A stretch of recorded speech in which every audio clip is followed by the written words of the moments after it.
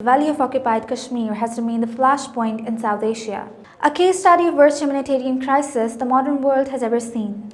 After the abrogation of Article 370 and 35A, the civilians of Kashmir have seen nothing but misery and military-grade aggression. On the same time, the gossips of peace engagements are constantly running in the news, whereas the massacre continues in the territory. For further discussion on this topic, we have Lieutenant General Retired Amjad Shoaib, Senior Defense Analyst with us. Thank you so much, sir, for your time. Sir, as you have seen that Indian military aggression has taken a lot of innocent civilians, what does India really want? How peace and aggression can go along? We should be very clear about the Indian intentions, and that should have been done by us right from the day they had abrogated Article 370. See, once they have decided that they are going to make it completely, they'll merge Kashmir into India, make it a union territory, then naturally everything else is to be a contributory factor, contributory activity, which should ultimately give permanency to the designs that they have thought.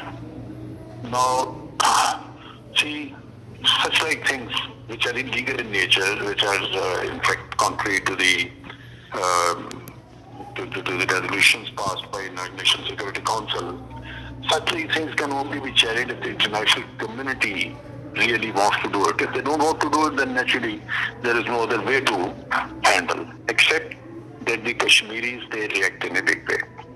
Now the whole thing which they are doing is, if I lay down certain points which are ongoing, in fact, which will define the strategy which the Indians are following, they want to keep the masses shut up. They don't want them to be on the streets, so that they can project to the international community that peace is prevailing and people have already willingly accepted whatever the Indian government is doing.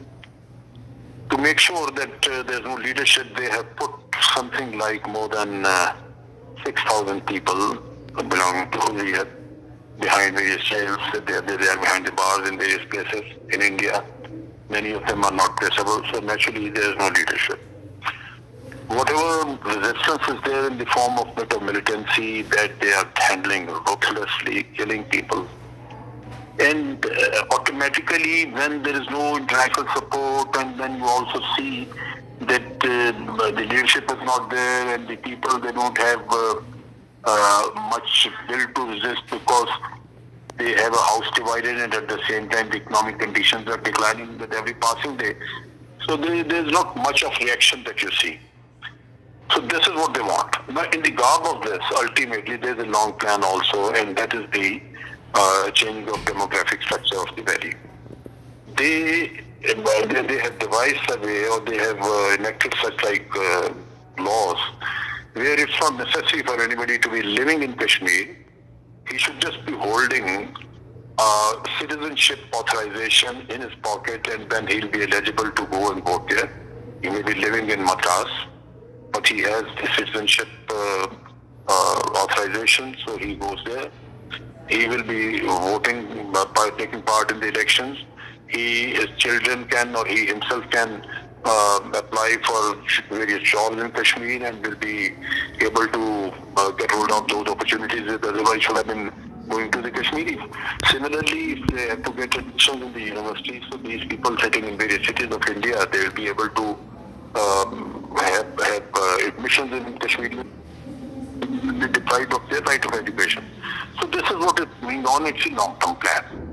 Now, once you see this kind of design, and you also see that the international community is not reacting, then there has to be a strong reaction from within. Unfortunately, right from 1947 till this day, India has been very, very successful in ultimately holding elections in Kashmir, and then either formulating or establishing a coalition government with the Kashmiri, with the connivance of Kashmiri leadership, with their support. That something has to be curbed.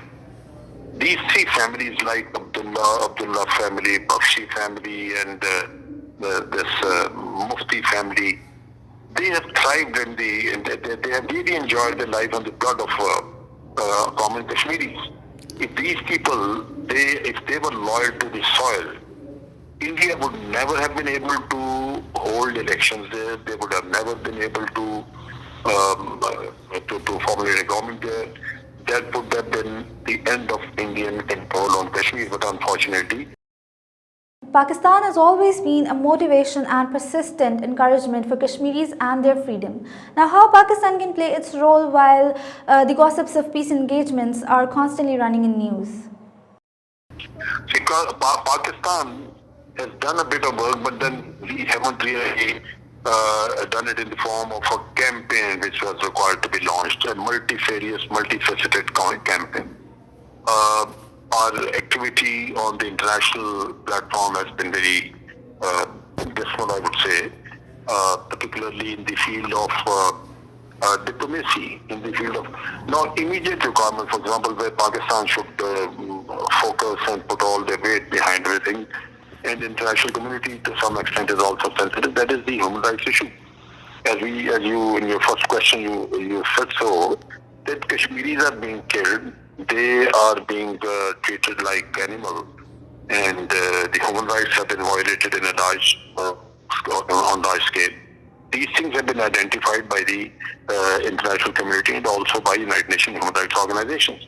So why don't we exploit this thing? Why don't we really send our delegations? Why don't we start holding international seminars? Why don't we motivate or mobilize some of the big think tanks who should start working on it and start issuing write-ups on various things about the situation in Kashmir, so that at least the pressure is built up on India to release those Soviet leaders and to withdraw some of the forces, or at least create some kind of normalcy for the life of the common man.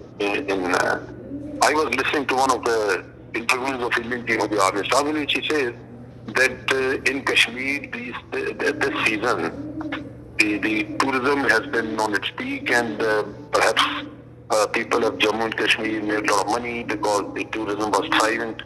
I don't know whether he was telling lies or whatever it was, but definitely they have conveyed an impression to the government and to the international community that things are absolutely normal. That is where Pakistan has to chip in and tell the people, tell the international community, no, look, these things are not normal. And there are stories, and we keep reading, we keep even through social media we come across these things. But I think at the common level, we have failed in a big way. Thank you so much, sir, for your time.